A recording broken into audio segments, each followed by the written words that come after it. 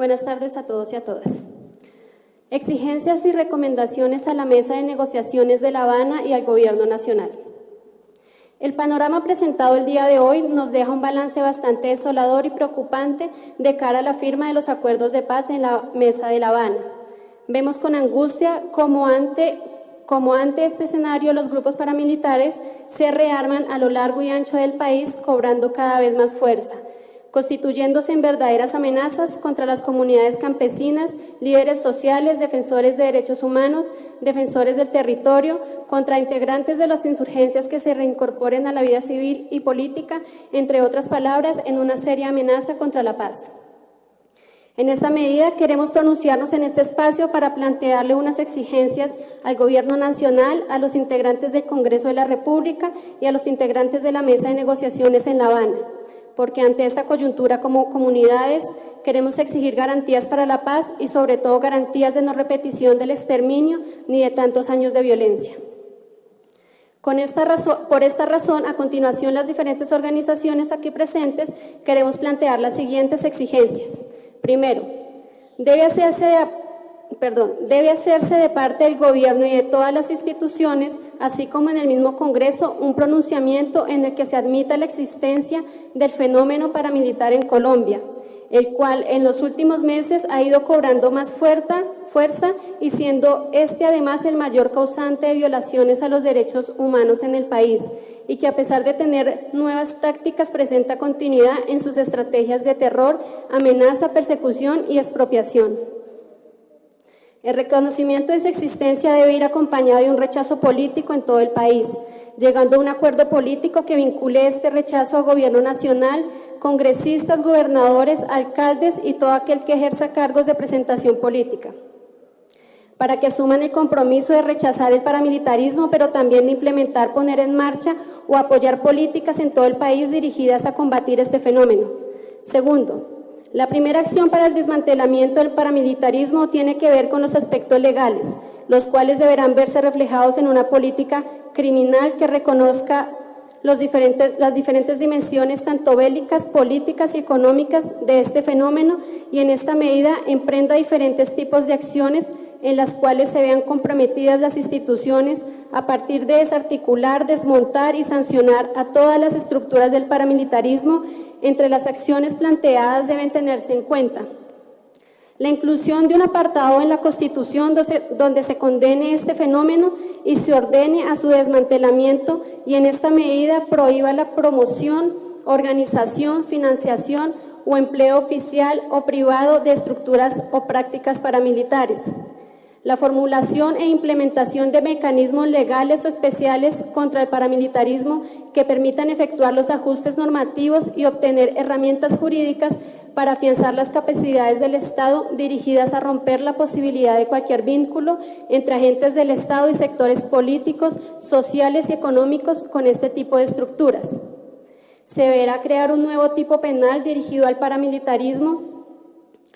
y que sancione la promoción, financiación, organización, fomento y ejecución de conductas y actos tendientes a la conformación de grupos criminales, estructuras paramilitares o contrainsurgentes ilegales o de mercenarismo que entre otras incluya causales de agravación punitiva. Creación de normatividad que sancione o censure contenidos audiovisuales que promueven el paramilitarismo en todas sus expresiones, incluyendo los autodenominados grupos de limpieza social o de autodefensa. Se adopten medidas especiales para enfrentar la parapolítica y la paraeconomía. Por lo tanto, se deben reglamentar e implementar rigurosamente formas de sanción política en la normatividad vigente, no solo por el punible de concierto para delinquir, sino por crímenes de lesa humanidad y violaciones de derechos humanos. Además, se deben crear sanciones económicas para los partidos y pecuniarias para los individuos y hacer más riguroso el sistema de control de otorgamiento a avales y de financiación de los partidos. Tercero, se deberá poner en marcha una unidad especial de investigación judicial para el desmantelamiento de organizaciones criminales paramilitares, así como de sus estructuras económicas y políticas. En esta unidad deberá incorporar dentro de sus investigaciones estudios de contexto que, entre otros aspectos, den cuenta de los patrones de macrocriminalidad, prácticas particulares de violencia ejercida contra los líderes sociales, mujeres y de despojo, entre otros. Cuarto, crear una Comisión Nacional contra el Paramilitarismo, con una estructura, funciones y presupuestos especiales. Los comisionados fiscales, jueces y funcionarios tendrán, entre otras funciones, la de investigación, análisis y judicialización, y se les garantizarán condiciones de independencia e imparcialidad. Asimismo, gozarán del acompañamiento internacional del representante de la Oficina del Alto Comisionado de las Naciones Unidas para los Derechos Humanos en Colombia y la CELAC. Quinto, crear un cuerpo élite contra el paramilitarismo con competencia para combatir las organizaciones criminales y sucesoras de este fenómeno en las zonas urbanas y rurales. Este cuerpo lo enfrentará físicamente a través de acciones coordinadas y pondrán en marcha a su vez los mecanismos judiciales respectivos, bajo la dependencia del Ministerio del Interior en coordinación con la Comisión Nacional contra el Paramilitarismo. Sexto, generar las condiciones adecuadas, suficientes y eficaces en materia de seguridad en el territorio nacional para evitar la afectación de los derechos y las garantías fundamentales, desarrollando además la capacidad de prevenir, reaccionar, controlar y sancionar ante posibles violaciones a los derechos humanos e infracciones al derecho internacional humanitario. Séptimo, la Superintendencia de Vigilancia y Seguridad Privada debe estar adscrita al Ministerio del Interior y no al Ministerio de Defensa.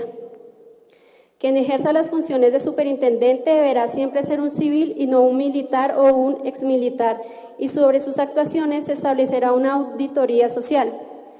Además, se deberá hacer una evaluación del personal que preste los servicios de vigilancia, teniendo claro que cuando estas personas sean desmovilizadas de grupos paramilitares, de ninguna manera podrán prestar sus servicios a movimientos y partidos políticos, organizaciones de víctimas, campesinas, sindicales y defensoras de derechos humanos. Octavo, generar programas audiovisuales dirigidos a la visibilización y sensibilización de las víctimas del paramilitarismo. Noveno, emprender políticas dirigidas a resaltar la labor y dignificar el trabajo que por años en el país han tenido sindicalistas, defensores de derechos humanos, líderes y lideresas de sectores sociales, campesinos, estudiantiles, así como representantes políticos de la izquierda colombiana. También se debe resaltar y dignificar las reivindicaciones dadas por estos, reconociendo la justicia y la legitimidad de exigencias como el respeto a los derechos, la protección de los territorios, garantías laborales y las zonas de reserva campesina, por solo mencionar algunas. Todo esto encaminado a terminar con los procesos de estigmatización, señalamiento y a terminar con la discusión de odio, con los discursos de odio que crearon estos sectores enemigos. Para esto es necesario que se genere normatividad que prohíba a funcionarios públicos hacer uso del lenguaje ofensivo, violento o deshumanizador, que pretenda difamar contra un individuo o un grupo por su condición política, religiosa o de género, teniendo como agravante el que dichas manifestaciones tengan lugar en escenarios públicos o por medios de amplia difusión. Décimo, uno de los mayores discursos que han legitimado el actuar paramilitar es la llamada Doctrina Militar de Seguridad Nacional, que ha involucrado a las comunidades como parte orgánica de los actores armados, señalándolas como una fracción del enemigo interno, comillas, legitimando la violencia en contra de estos sectores. En esta medida es importante eliminar la actual Doctrina Militar de Seguridad Nacional y cambiarla por una doctrina que se base en la subdirección de los principios constitucionales y en la protección de la vida y las garantías de la ciudadanía para el pleno ejercicio de los derechos humanos y no en su estigmatización.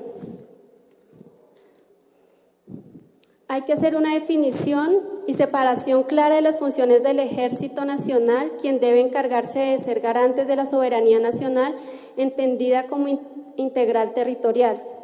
Por parte de la policía se debe encargar de la guarda de los derechos y la seguridad ciudadana.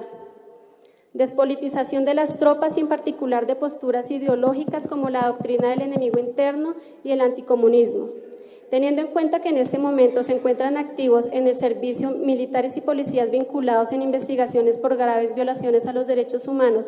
y por tener vínculos con grupos paramilitares, es urgente que se disponga de un mecanismo que permita la depuración de la fuerza pública como garantía de no repetición.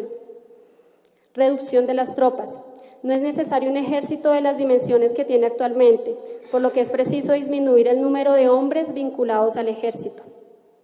Es preciso reducir el presupuesto dirigido al ejército y redistribuir estos recursos en proyectos y en políticas públicas. El servicio militar no puede ser obligatorio. En su lugar, se deben crear alternativas de trabajo social o comunitario para los jóvenes para no seguir reproduciendo la lógica de la guerra. Gracias.